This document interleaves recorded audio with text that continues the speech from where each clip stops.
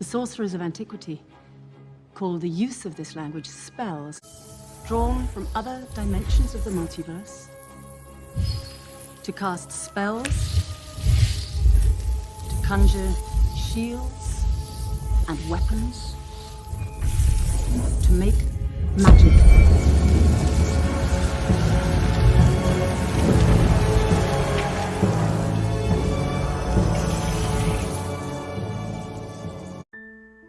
닥터 스트레인지의 또 다른 문제점은 우리가 이 영화를 보게 되면 평소에는 절대로 접할 일이 없는 여러가지 마술에 관한 지식들을 접하게 된다는 건데요. 마술에 관한 설명은 물론이고 마술과 관련된 여러가지 개념들이나 마법 문양 같은 것들을 영화를 통해서 자연스럽게 접하게 됩니다. 이런 마법 문양들이 실제로 사용되는 건지는 확인할 길이 없지만 크리스천들이 이런 걸 굳이 접할 필요는 없다고 생각됩니다. Strange, we all right?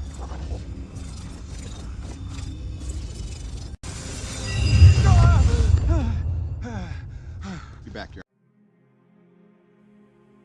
방금 보신 건 힌두교나 불교 같은 동양 종교에서 나오는 건데 가부좌를 틀고 명상하는 자세입니다.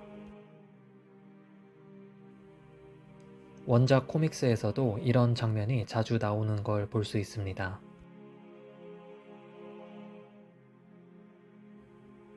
스칼렛 위치인데요. 최근 작품에서도 이런 걸 보여주고 있습니다. 가부좌는 그 기원을 인도에서 찾을 수 있는데 방금 전에 언급한 대로 힌두교나 불교, 자이나교 같은 종교에서 명상을 할 때 취하는 자세입니다. 그래서 부처나 힌두교의 신들이 나오는 그림이나 동상들을 보면 가부좌를 들고 있는 모습을 자주 볼 수 있습니다. 그리고 오늘날엔 요가의 대중화를 통해서 저희에게 이미 친숙한 자세가 되어버렸습니다. Possessing the body of an alternate self. They may puppeteer this unholy doppelganger and pursue their enemies from afar.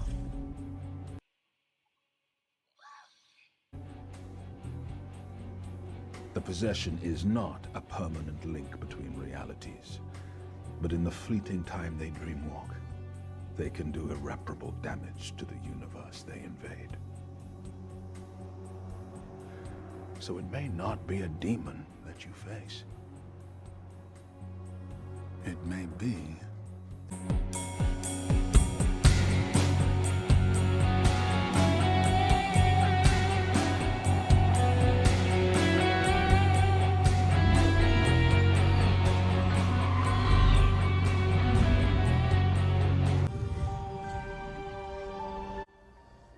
닥터 스트레인지 2에선 조금 더 세련된 모습으로 이런 걸 보여주고 있는데요. 최신 CG 기술과 멋진 배경음악에 힘입어서 마술과 이방 종교의식이 이렇게 멋지게 포장돼서 보여준다는 게 그저 놀라울 따름입니다. 오늘날처럼 지식과 엔터테인먼트가 넘쳐나지 않던 시대에 살던 고대 인류가 우상숭배나 마술에 쉽게 빠지곤 했던 게 어느 정도 납득이 가는 부분이라고 볼 수 있겠습니다.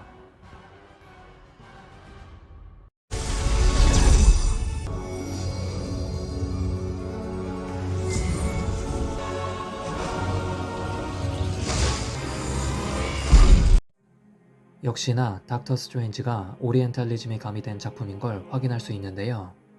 이 장면을 보고 있으면 불교에서 나오는 천수가는 보살을 연상시키기도 하고 힌두교에서 전쟁의 여신이라 불리는 두르가나 유지의 신인 비슈누의 모습을 떠올리게 합니다. 그리고 닥터 스트레인지가 하고 있는 손가락 모양들은 하나하나가 전부 오컬트 쪽 마술이나 혹은 이런 불교나 힌두교 같은 종교에서 나름의 의미를 가지고 있습니다. 사실 닥터 스트레인지의 스토리나 설정들을 살펴보면 저희가 생각하는 것보다 훨씬 더 많은 부분을 힌두교 신화에서 가져왔다는 걸 알 수 있는데요. 일단 영상을 보면서 설명을 이어나가도록 하겠습니다. 닥터 스트레인지가 마법을 배우기 위해서 찾아가는 곳은 영화 속 티베트에 있는 가상의 장소인 카마르타지라는 곳입니다. 티베트는 불교가 유명한 곳이고 불교는 참고로 힌두교로부터 파생된 종교입니다. 그래서인지 닥터 스트레인지에서 나오는 책이나 마법 스펠들은 힌두교나 대승불교에서 사용하는 산스크리트어로 되어 있는 경우가 많습니다.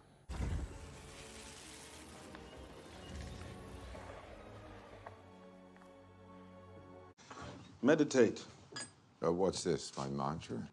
The Wi-Fi password. We're not savages. 방금 나온 쪽지에 샴발라라고 쓰여 있는데요. 1초도 안 되는 짧은 장면이고 아무도 눈여겨보지 않는 일종의 맥거핀 같은 요소라고 볼 수 있습니다.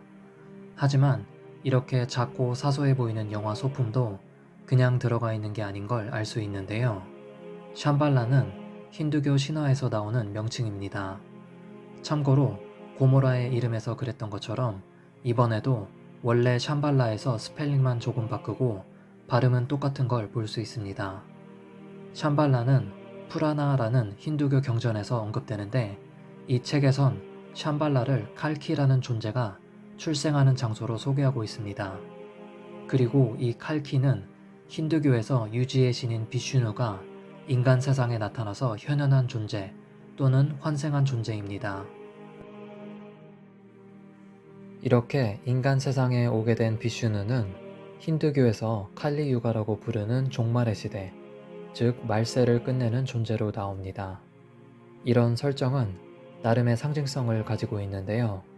영화에서 샴발라가 나왔던 카마르타지는 의사였던 스티븐 스트레인지가 마법사로서 각성하고 새롭게 태어나는 장소이고, 그렇게 해서 마블 세계관에서 가장 위대한 마법사라는 설정을 가진 닥터 스트레인지가 탄생하게 됩니다.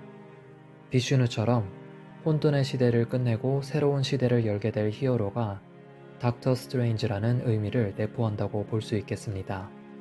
참고로 비슈누도 두루가만큼은 아니지만 팔이 여러 개 달린 모습을 하고 있는데요.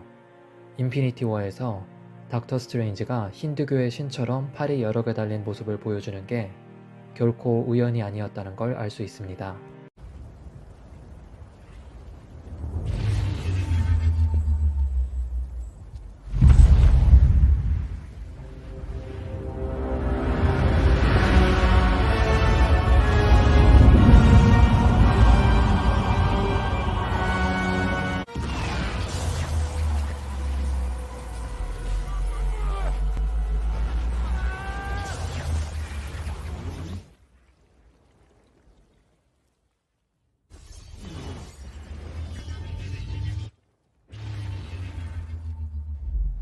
닥터 스트레인지가 시간을 무한 반복하게 하는 마술을 부려서 도루마무랑 거래를 하는 장면입니다.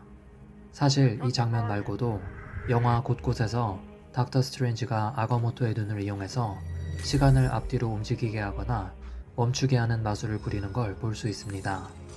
좀 전에 보여드렸던 에인션트 원도 이 힘을 이용해서 시간의 경계를 넘어다녔다는 걸 알 수 있습니다.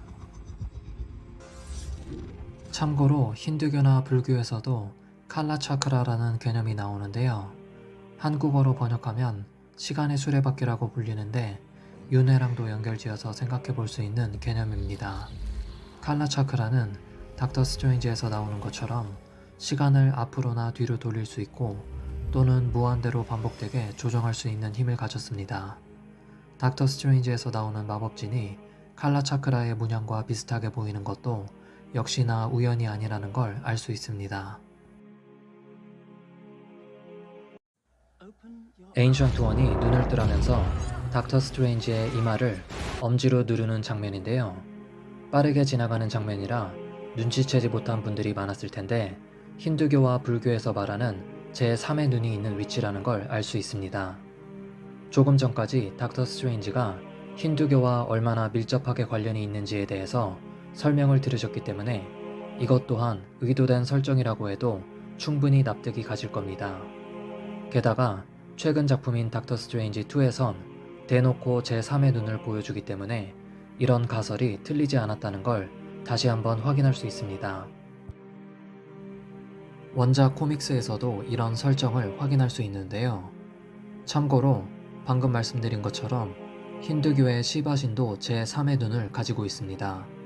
그리고 불교에서도 비슷한 개념이 존재하는데 불상에서 제3의 눈이 있는 위치에 항상 점 같은 게 찍혀 있는 걸 볼 수 있습니다. 힌두교나 불교에선 제3의 눈을 뜨게 되면 더 높은 차원의 깨달음을 얻게 되고 이전에 보지 못했던 영적 차원에 있는 것들을 볼 수 있게 된다고 알려져 있습니다. 그리고 이런 개념은 닥터 스트레인지에서도 그대로 나오는 걸 볼 수 있는데요. 에인션트 원의 도움으로 제3의 눈을 뜬 닥터 스트레인지가 영적 차원에 있는 것들을 보게 되는 경험을 합니다. 참고로 제3의 눈은 이마 정 가운데 전두엽이 있는 부분에 위치하고 있으며 송과선이 있는 위치이기도 합니다. 그리고 공교롭게도 전두엽은 비판적 사고와 관련된 기능을 하는데 외부로부터 들어오는 정보들을 걸러내는 일을 합니다. 전두엽은 신비주의의 베이스를 둔 명상이나 최면, 잘못된 종교적 신념, 그리고 게임이나 마약, 미디어 등에 의해서 둔해지고 망가지게 될 수 있는데요. 이런 상태가 되면 저희는 무엇이 옳고 그른 건지 판단할 수 있는 능력이 떨어지게 되고 사탄은 자신이 원하는 정보를 저희에게 더 쉽게 주입할 수 있게 됩니다. 제3의 눈을 떠서 엄청난 깨달음을 얻는다고 착각하게 되는데 사실은 사탄이 제공하는 환각이나 거짓 정보 같은 것들에 속아 넘어가는 거라고 보시면 되겠습니다. 따라서 명상이나 특정 종교에서 말하는 것처럼 저희 마음을 비워내고 멍한 상태로 만드는 건 현명한 일이 아니며 오히려 성경에선 저희 마음을 하나님에 대한 지식과 사랑으로 가득 채우라고 말하고 있습니다.